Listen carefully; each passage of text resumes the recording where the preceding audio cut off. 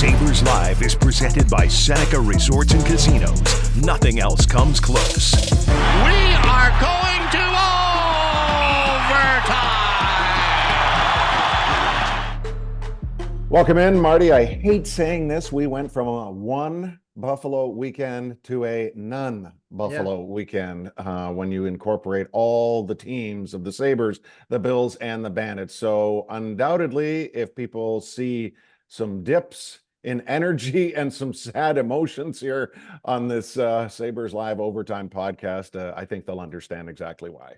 Yeah, it's not a easy Monday morning to wake up from, especially after the Sunday night Bills affair, but we got to move on, and we're going to try to bring the energy up with having a fantastic guest that kind of brought in so much energy over the last 2 weeks in the Sabre land and Saberhood, I should say, as we were wearing our crew neck on Saturday. But Viktor of the Czech and Slovak Buffalo Sabres fan club is going to join us, but yeah, he'll bring the energy up because my energy level is a little down right now.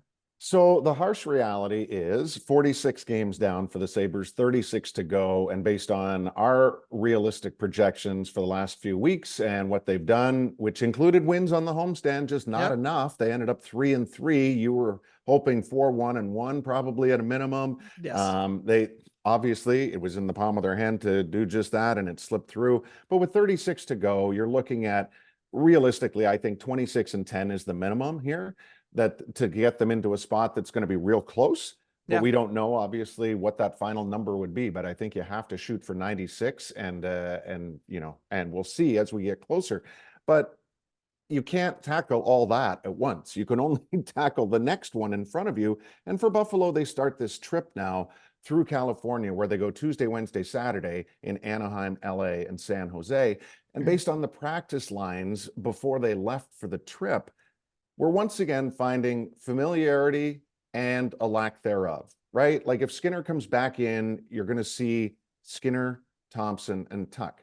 The reality is they've only played 132 minutes together this year at 5-on-5, which is significantly lower. I mean, it's crazy. And they've got 7 goals for and 7 goals against at 5-on-5. So it's not been that same powerhouse trio that we were able to witness last year. Another line has Benson playing with Mittelstadt and Peterka. They have played limited action this year, 34 minutes together, decent results. Another one is Greenway with Cousins and Quinn. They played 1 minute together, so that's a new trio. Yes. And then, of course, you go to what I think some people would default to as the fourth line. But they've actually not played a lot together at 5-on-5. It's Girgensons with Krebs and Oposo. They've played 82 minutes together. They're still looking for their first 5-on-5 goal together. Yeah, so when I look at the line, Duffer, I'm thinking, okay, so with Skinner possibly being back on Tuesday night in Anaheim, feeling better, said he was close to on Saturday to get back into the lineup, but needed to go through a couple more practices. I would have thought, okay, let's get back to the normal, top 9, where it would have been Skinner, Thompson, Tuck, would have been Peterka, Cousins, Quinn, and then Greenway, Mittelstadt, Benson. But that's not the case. And I think a lot of it is that, look, we've talked about the Sabres being a top 10 5-on-5 scoring team all season long, and the power play really leaving them kind of like behind, right, in the goal scoring overall. And it's still true. The power play is definitely a reason why, the reason why the Sabres are down goal scoring from this year to last year, even though in the second half last year, the power play wasn't great. It was great in the first half, not in the second half, but at least it carried on, right, from the first half into the second half of the season with their numbers. But right now, if you look at Cousins, Quinn, and Peterka, weren't really producing anything. So there are, that's a line in my mind, but they weren't producing anything. Benson, Greenway, Mittelstadt, that could be a great line, but they were more of a, hey, look at the role that Greenway's playing, blocking shots at the end of practice, at the end of the game. And it wasn't, oh, look at the offense that line's carrying through. Right. And it's not like the Thompson, Skinner, Tuck line was consistently every game on the ice for 2 goals for, 2 goals for, 2 goals for. It's not happening. So I Right. think Don Granato is looking at, okay, well, I'm going to put Skinner back on the top line to have that energy, but I'm going to modify other things because right now, if the power play is not going to carry you through, which it hasn't all year, you're going to have to find even more scoring at 5-on-5. And that's the way I think Don Granato and his staff is trying to get it done. Can the power play carry them the rest of the way? Well, I mean, if it had been like a couple of weeks where they have struggled, I would say, yeah, absolutely. You go back to your foundation, but what is the foundation? Now that's the problem. But the foundation is still the same players who last year produced the 5th best power play in franchise history. Yeah. So, and it's also the same coaching staff. So that needs to be kept in mind here too. It's not like, you know what I mean? So they scored 63 power play goals last year. They have 19 so far this year. So even if they get a goal per game on the power play, they're not going to hit last year's number. But that's irrelevant at this time. If they get a goal a game over the final 36 games, You got a chance. they have a chance. So we've heard Darlene say, I'm a shooter. We know what Thompson can do, but it doesn't seem like it's falling for him the same way.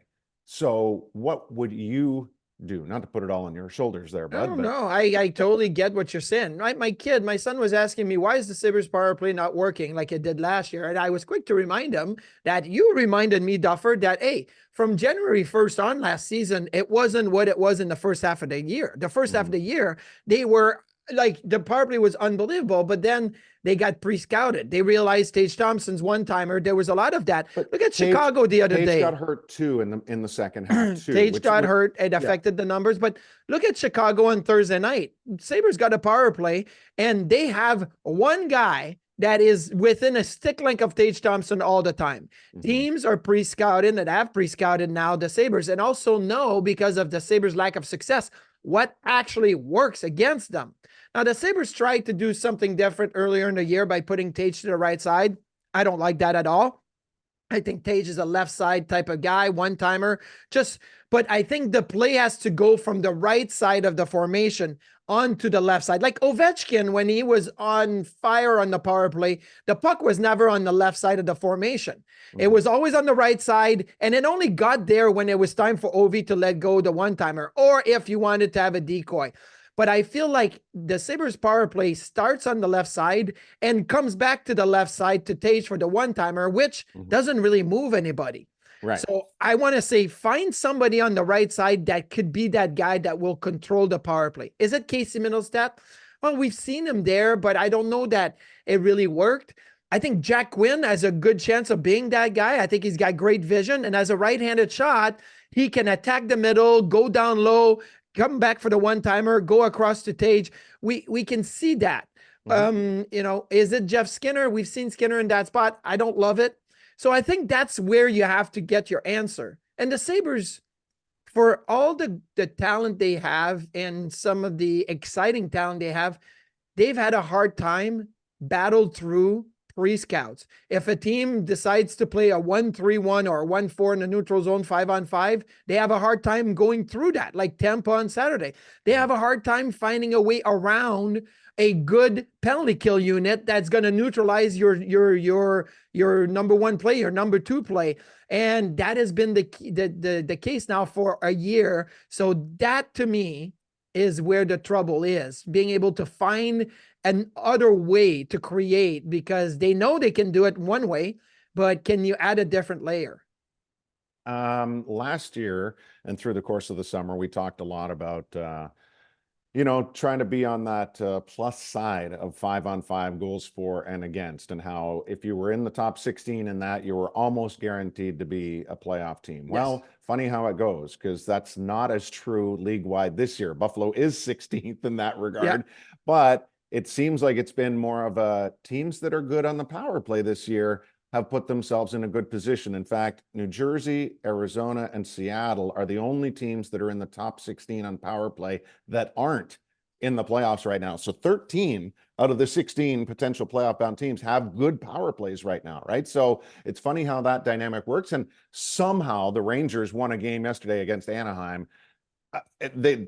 Anaheim just folded, but it has become very clear and we talked about it a ton the last time we were at Madison Square Garden, was the fact that this team is not nearly as good at 5-on-5 as they should be, but their power play can save the day for them. So the Rangers are going to be They got 2 power play goals. Trocheck got him back in the game at 2-1, and Panarin got him going, and the Rangers got 2 power play goals. They're second in the league on the power play. Tampa, we just saw them, right? They didn't score a power play goal against the Sabres, but their power play is number 1 in the league. The Oilers got themselves back to, a good place after their power play has helped. Now, it's not just the power play. I think they're playing a better game, but the power play is the catalyst sometimes to get your self-confidence offensively.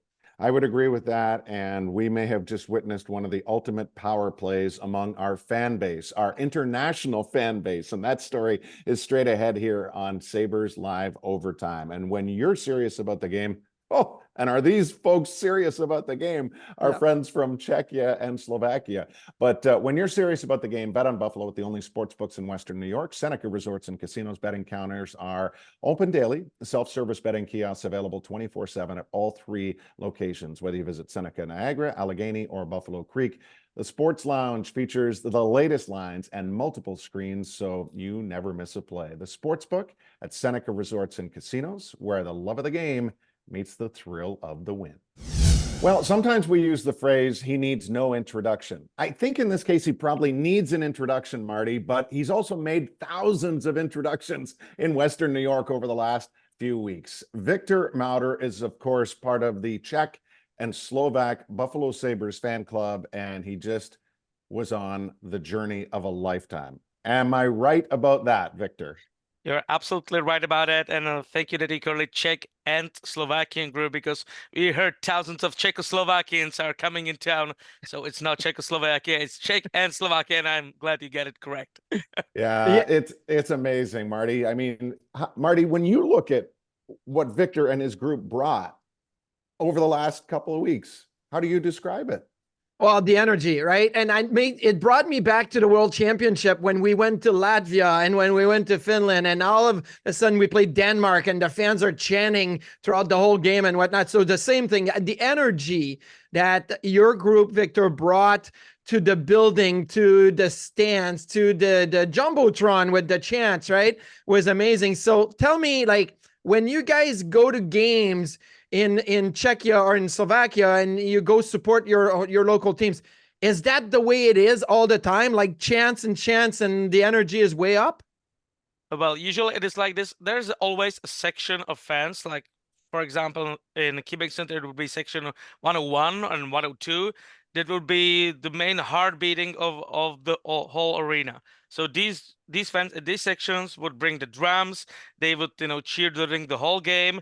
And then the rest of the people are sitting there like in Quebec Center, and sometimes they join them. Sometimes they just, don't mind and have their own beer. But this is how it is in Europe. There's always the section of fans with the heartbeat and tries to get the whole arena going. How did this entire group come together previously, and then how did this trip come together? Well, I started a Facebook page in 2010. It was so popular, to make new Facebook pages like Fanclub of this, Fanclub of this, and Facebook is the strongest social media in Czech Republic still until this day. So we are mostly working on Facebook. And in 2015, I decided, hey, we should, meet up. I saw Avalanche, which is the fan club of Colorado Avalanche in Europe, and they come together with all the fans from Czech and Slovakia, Finland, Sweden, and they already have been on, 9 or 10 trips to the States. And I saw, hey, we should meet and be a little bit like them, cheer for the team together, which is nice, I don't have anyone, any of my friends doesn't know who the Buffalo Sabres are. Like, they know Hasek was there, but, you can't talk to anyone about the Sabres. So I decided, let's meet and see where it goes. And it was like a snowball. It was getting bigger, bigger and bigger. And before COVID in 2019, we said, hey, we would like to see Sabres in Buffalo. We saw them on Global Series game where we went together. It was like 12 people or something. But I decided, hey, we must see it in Buffalo in person, like have the dream. And we were able to do that after COVID. Wow. So when you guys left to come on your trip, you brought the snow, you brought the energy, you brought everything, But were you guys nervous? Was this like a little bit, oh, what is this going to be like? We hope that it meets our expectation. And did it meet expectation that you guys had set in mind? Well, I think the other guys from the group didn't have almost any expectation because, uh, I was the main part of the group that was, trying to keep the guys entertained and talk to someone from Sabres organization if they can do this for us and this for us. But we met Rich Roller, who was sorry, it's a hard name for No, you us. said it. Yeah, You it was nailed it. perfect. Roller, yeah. So this man is one of a kind. He did all this beautiful stuff for us. And I was responsible for this part, and I didn't want to let everyone know, hey, we could meet Hasek on 19. I knew that from Rich, but I was like, I don't want to, make guys high expectation. And if it's gonna work, everyone will, have his life, live his dream. But I was trying to keep it for myself, and well, you just have no words, how everything came out together step by step.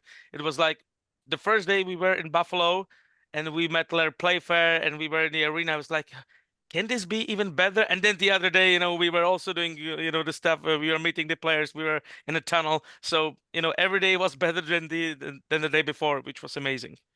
Wow. So what was it like when, I mean, had you met Dom before? I've done with him 2 interviews in Yeah. Czech Republic. Obviously, I think he doesn't remember me because he made so many interviews from one of the guys of our group that he already said in your post-game show. Yeah. He's playing hockey, but he wasn't here in Buffalo. He stayed in Europe. But yeah, I know him a little bit. But it was great, to see him in Buffalo. You see him Yes. in Czech Republic, you see him in TV, etc. But see him at a place where the Dom became a Dom. I know Nagano 98 was a big thing, but the Buffalo is what made Dom so special. And to see him at this place and see the crowd going nuts when he wasn't there and banging the drum, even not with a great rhythm, but still, it was Dom banging the drum. It was great. So when I laugh because often I'll meet some French, Sabres fans, and then I speak French with them, and there's always a couple of people that turn around and are like, oh, like they don't expect it. So when Dom came in, did it became just this big Czech language, like regroup and everything?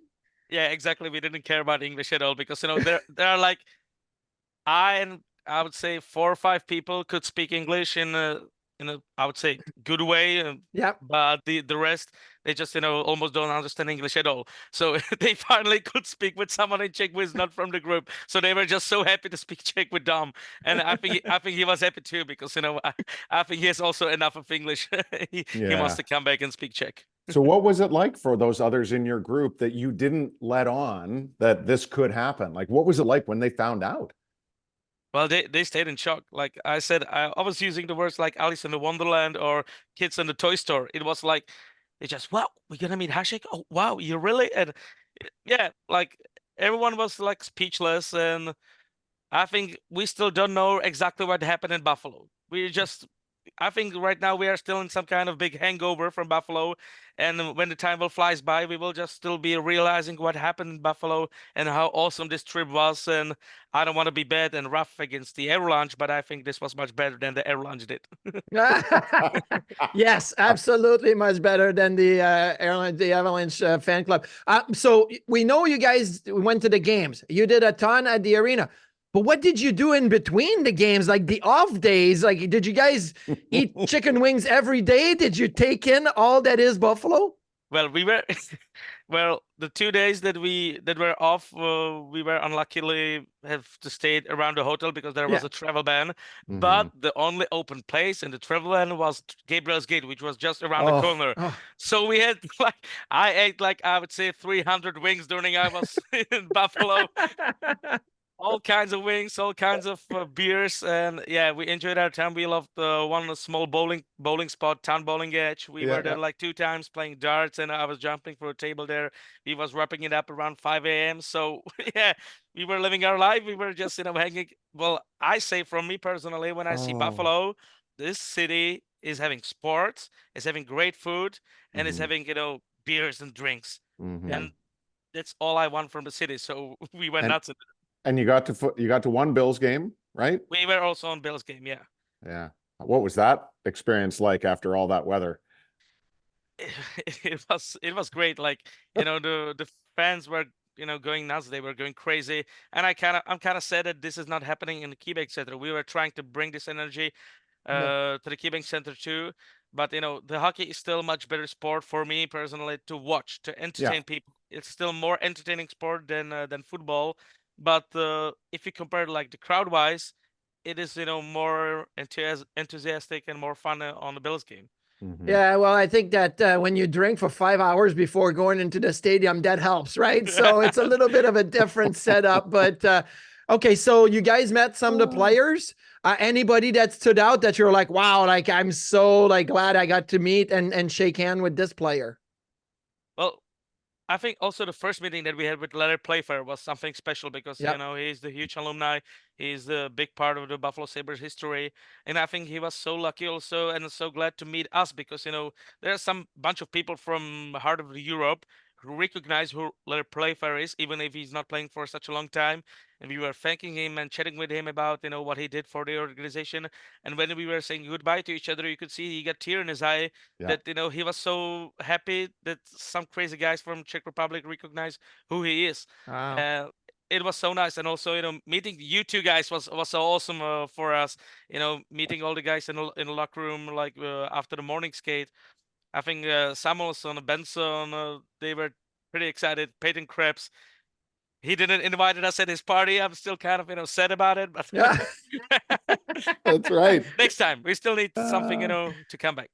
Victor, what you just said about Larry Playfair reinforces just the genuine validity of the passion that you and your group have. If you don't know the history, you're not going to feel it when you're confronted with it, right? Mhm. And Larry, to speak to your meeting with him, is like that with us.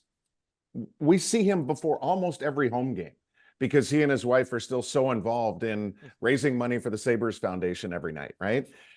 And I love that that's kind of like the launching point and the example that you're always going to be able to share with people, because it's the originals, if you will, that brought us all into this same Sabres world, right? Exactly, like knowing the history and knowing these kind of things that are not as well known around I would say the hockey world, but they are pretty important for the people in 716. This is why I made video. It's like 5 years ago. I made a video about a game against San Jose Sharks after the flight from New York to Buffalo, and how important this game was. And this brought me together with Dave Pietrowski, who is a generous person from Buffalo, and he did a lot of things also for us. He paid us for the bus to transfer us from the Sabres game to the Bills game, so Wow. we Wow. can be there quickly. So yeah, it's like it's Buffalo. It is. Yeah. Wow. It's in your heart. Yeah, it is in your heart. Now, how many games do you get to watch, and what times are those games when they are in Czech Republic if we play a regular 7 o'clock game here? Well, I will answer the first question first. We started with Seattle game and ended up like 9 of us ended up with a game against Chicago. So it was 5, I believe. Okay. We won 3 out of 5, and the other group of 6 were stayed also for the kids takeover game against Tampa, and they were able to be at the Bandits game too. So they enjoyed they it did pretty good. go. Yeah. So they loved That's awesome. like when we were doing like when some player was entering the penalty box, we were doing like hey, and it's and the Bandits game, it's like the chant box. It's so good. We love so that. good. We need to do that too. And regarding the second question, the game starts usually at 1 a.m. here. Okay. So do So you stay up and watch most of them when you're back home? Yeah. Yeah, yeah. I do. I ruin my health with it, but I do. Yeah. The games Always are ending depends at what like the score is after 2 period. You may go to sleep. You may watch the 3rd period. You may stay out He until the watches all of it. I can tell. I can well, tell. all right. Oh. There were games like if we are losing 5-0, so I'm going to sleep. Yes. But if it's like 3 or 4 goals, I still believe. Yes. So, Victor, for people that don't know, what else is your life all about? Like from a hockey and broadcasting standpoint, and give us a little more about you, the person here, beyond this incredible Sabres fan club. Well, I think I'm not that interesting person, but I'm a play-by-play announcer in Czech Republic. I work for the national O2 TV, with the national broadcaster of a Czech top league, which is you need to know that the style of broadcasting is different than you have in the States. Every club in States has its own TV, and our crew here in Czech Republic, because we are a small country, there's only one national broadcaster who broadcasts these games to everyone. Like so Good for you. there's no one like separate TVs. So yeah, I'm the play-by-play announcer. I'm all of this because of RJ. When I was like maybe 10, 12 years old, I was listening to RJ. I couldn't even understand what he's saying back in the days, but I just love the voice, how he's working with the voice, and I knew that I want to become a play-by-play announcer, and here I am. I'm living my dream. I'm wearing suspenders to every game I cover just because of RJ, and it's just I'm living my dream. It's a dream come true. It doesn't work. I do not work. I just having my dream, and I'm getting paid for it. And you got to wear your suspenders in the booth upstairs with Dan during Yeah. the game, which was kind of a very nice homage to RJ to be able to do that. How special was that to be able to go up in the press box and into the booth? It was just awesome, like to be at a place where RJ was doing play-by-plays, where Dan is doing a heck of a job. To see it from the point of view of your idol and of the person who led you in a way that you became the person you are. Mhm. It was just awesome, like to be there. I still when I'm thinking about it, I still need to kind of settle up with it and rethink about how what I really experienced over there, because it's still so many things that I have experienced at that booth, and so many emotions came through me.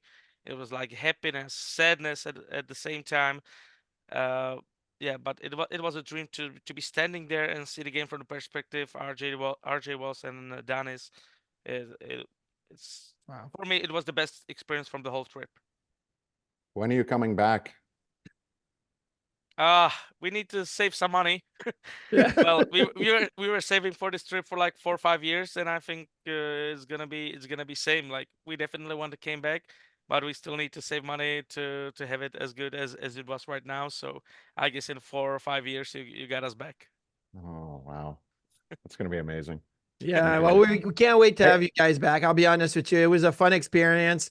It was probably challenging with all the travel, the group. It's a large group. Traveling with a large group is not easy. Coming in, the snow, the weather, everything's closing, the travel ban, but our time just even after the game or going across the street to the brew house, right? You guys draft room, enjoyed yeah. that. It was good. Uh-huh.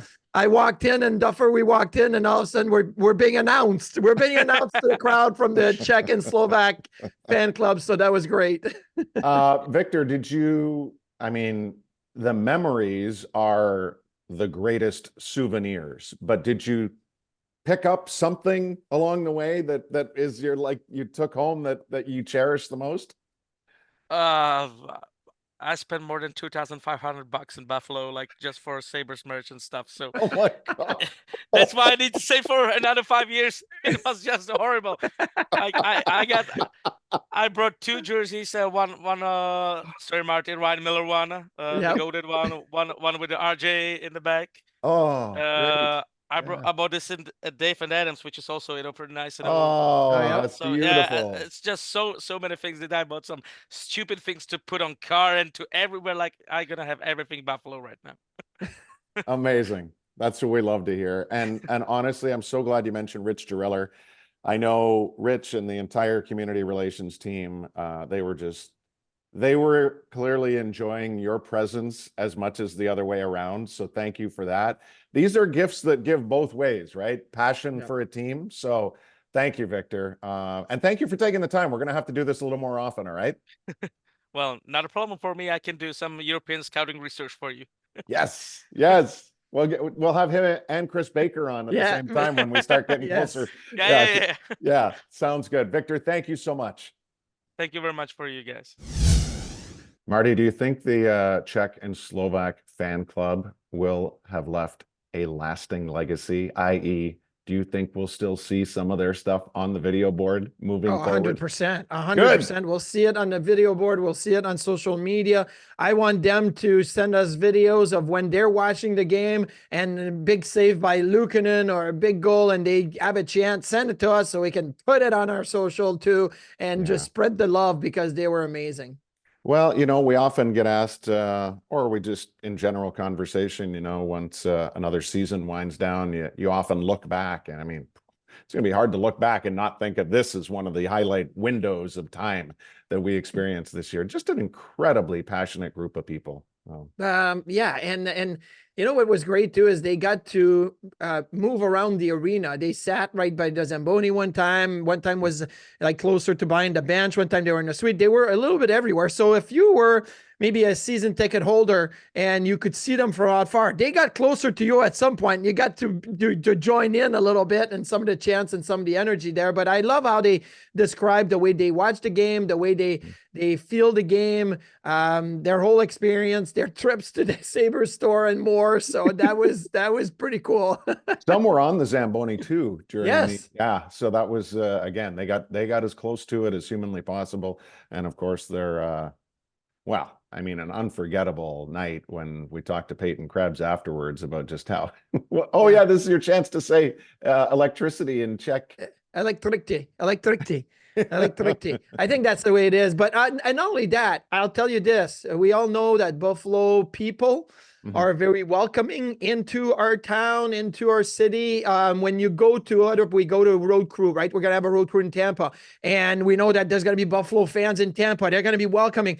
If you're ever in Prague or Bratislava or in Czechia or Slovakia, and you hit Viktor on social media, hey, I'm in Czechia and want to maybe know what to do, they'll help you. They are the same way. They are so welcoming of wanting to show you they're part of the world, right? So if you're over there, reach out on social media for sure. Well, obviously, as you heard Viktor say, for many of them, meeting their hero in Buffalo was a huge highlight. And of course, Dominik Hasek's arch rival for much of his career was Patrick Roy. Patrick now finds himself back in the NHL as the bench boss for the New York Islanders. He's 1-0 after an overtime win last night. Islanders were 2 points out of the playoffs when they made this change. What do you make of the latest Lou type decision? Well, obviously, Lou has done a lot of those type of coaching decisions. He fired Larry Robinson a couple of games before the end of the season and took over as a coach one year. They were in the playoffs. He's done the same with Claude Julien in New Jersey, Pat Burns. He's done a lot of coaching changes. This one with the Islanders, we had to see it coming. You talk to Shayna Goldman. We talk to Shayna every week, and she's like, the Islanders are not a good team. They should not be winning games. And it, after, the coaching change in Long Island, after Barry Trotz left and Lane Lambert came in, I don't think that the Islanders really continued to get better.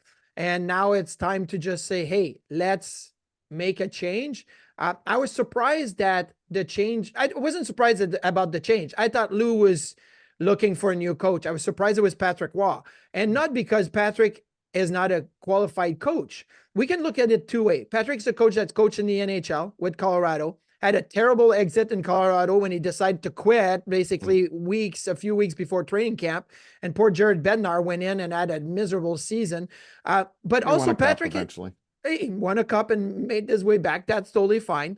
But Patrick is also a guy that has worked at the junior level. Like, we always say like, hey, give some of these coaches that are at the junior level a chance. Now, Patrick Roy is a Hall of Famer, and that's different. And he coached in the NHL.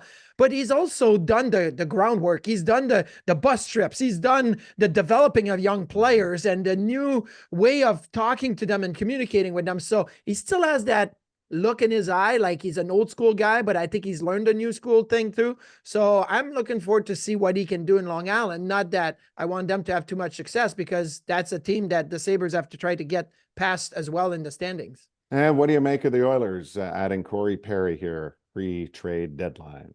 A little bit like they did with Evander Kane, right? The Oilers are tough against the cap. They can't make a lot of moves. They have to really look around for something that may not be the best scenario, but will fit in their system. They always feel like they got a good room and good leadership that they will lead the right way. Now, again, Corey Perry, look, I hated playing against Corey Perry. I think he's got an edge and he's been suspended and all of that. What happened in Chicago?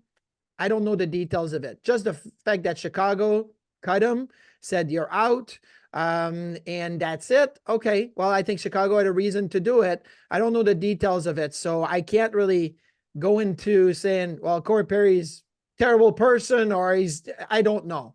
I think the Oilers had to have done their due diligence on it. They did it with Evander Kane, and it kind of worked in Edmonton. Kane has not had any issues really with the Oilers with anything that way. So for the rest of the year, I think hockey-wise, it's going to help the Oilers. I don't know about the rest of the stuff off the ice, but hockey-wise, I think it's going to help the Oilers. And what can or will the Sabres do on this 3-game trip? That, by the way, then takes them into an elongated break. Yes, because then it's the Bye-week All-Star break, bye week, yeah. right? Bye-week All-Star break, yes. So I'm saying at minimum, you got to go 2-1. I would love, they can, and what they will is two different things. They can go 3-0. They can definitely start the trip back-to-back Tuesday, Wednesday, win in Anaheim, win in LA, and then you go to San Jose and you close it out 3-3. That's my expectation for this road trip. Oh, you left me hanging. I thought there was going to be like a little addendum to that, or a little. If they go 2-0-1, I won't hold that against them. Well, you should though, because they need 6 here. I know, but it's better than 2-1 or 1-2 or 1-1-1. And so 2-0-1, like you come back with a 0 in your loss column. Yeah, that's fine with me. Well, and here's the thing. I also need to recognize that we have, 4 more days of Sabres Live this week. So I can't expect you to empty the tank here just on the podcast. So, well, I'll tell you this. We won't have a Sabres Live regular show from noon to 1 next Monday because there's a little bit we pawned that off well in advance, regardless of what the Bills. Regardless of what was going to happen, there's a couple of days off next week when it comes to Monday, Tuesday. But the week after that, we're going back to 5 days a week. So yeah, we'll have a lot to talk about on Sabres Live for sure. Remind me to tell you on Tuesday why my weekend was even worse than the sporting results that we talked about. Well, I don't know that I want to bring back bad memories of your weekend on a Tuesday afternoon, but okay. Just a missed opportunity. That's all.